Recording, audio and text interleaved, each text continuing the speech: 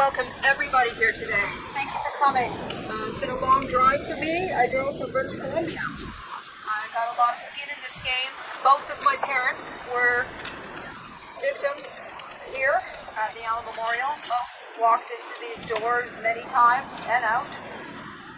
Both of them received electroshock treatment, drugs, and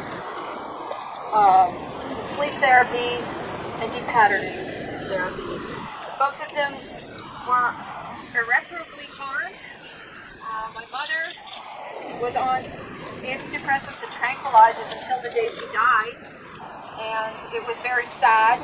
She was both afraid to talk about it and deeply wounded by the experience.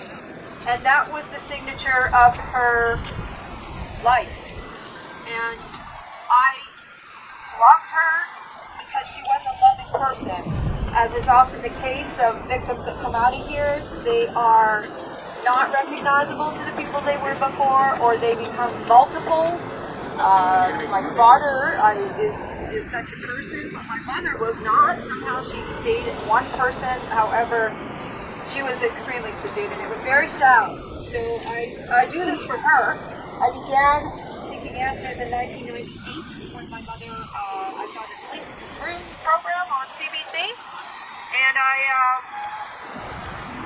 wrote a letter to the government and got basically I was shut down. And then my mother was only 6 months away from her death, and that was that.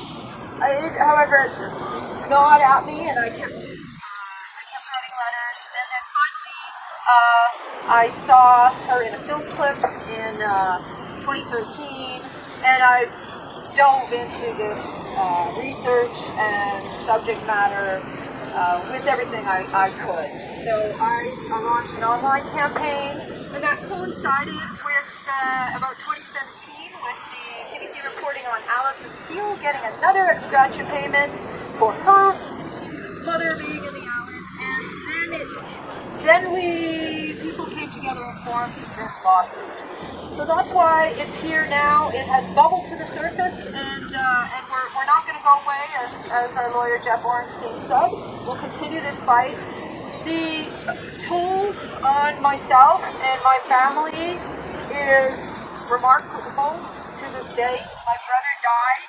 It may not be connected in a way other than one could say he was neglected, because my parents were somewhat neglectful because they didn't really have all their faculties.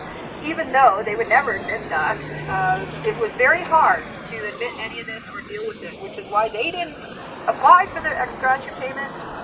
But the suffering was carried on. I carried it. I bore their guilt and shame, and I didn't know why. I was just their child. I was born after my mother went to this hospital. I was born I was conceived while she was on all these drugs. I was I was breastfed as well. So it truly is in my system, and I understand on a very basic level the horror, the depression, the fear, and the trauma that both my parents carried. And I want to bring it now, stop it. I don't want to deal with it anymore. I don't appreciate being slandered, blackballed, or gaslit anymore. I want my parents, my mother especially, I want her legacy to be redeemed. She was also based on targeted, blackballed, and slandered until the day she died. Many parents, many patients here could not face it. It was so traumatic. So we are doing it, the children, some of us. We have the effects. It's evident to many of us. The time and the awareness will hopefully heal all these injuries, mainly psychological, which is part of why the evidence has been so hard to obtain. Much of the abuse was mental, and it's been covered up as well because these medical practices continue to this day in one form or another. We want to inform, correct,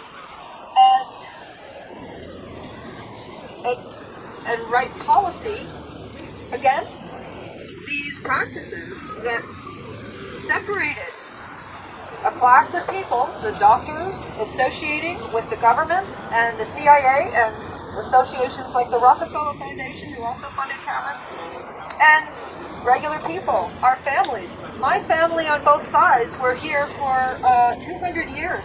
My French side was here for 400 years. Both sides were farmers. Both of them were good families. We did not do anything to deserve this. From my research, I do believe that it is true. All illness, including mental illness, is a result of unresolved trauma. And unfortunately, I am still working on trying to find out where the original trauma of my parents occurred. Because, once again, silence is the ticket for this, getting these people who won't shut up about their abuse out of the way. And I think that's what happened to both my parents.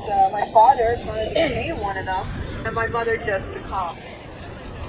And then my sister became mentally ill in her teens and recovered to a point where she is on a cocktail of tranquilizers and antidepressants to this day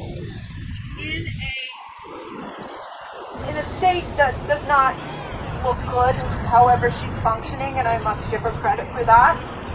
But as is with her and both my parents, you could not talk about what was wrong. I am making breakthroughs with my sister, but I'd like to actually help her for real. None of her doctors ever did that. It's been 40 years under the same system, and they never helped my parents either. So I don't think this electroshock therapy helped anybody. There's evidence that it didn't. And I don't think it does to this day. It's merely a means to shut people up who are complaining about unresolved trauma. But isn't therapy supposed to be about resolving trauma? So there's a disconnect that I would like to correct in the system. I think this institution we're at right now would like to do the same. It would bring honor to the institution of education, and I think that is their intention. McGill has been cooperative with me. They're allowing us to stand here today, and they have released lots of records, not all of them, but we're hoping when we move forward with this that we'll get all the records. And I hope for all the victims everywhere, because this did not happen just here, it happened all over North America, that all those people will get records too, and we will finally bring an end to this secrecy and lies and program of destruction that is all connected to Project Paperclip, which is the declassified program by the CIA that brought over Nazi doctors to experiment on people and build bombs and space things. So they got good lives, they got paychecks, their families are doing well, but ours, not so much. And we're going to correct that. And that's why I'm here. Thank you for coming. Thank you for our law firm. Thank you for all the members for uniting together. And thank you for everyone who helped this rally, protest, and march today.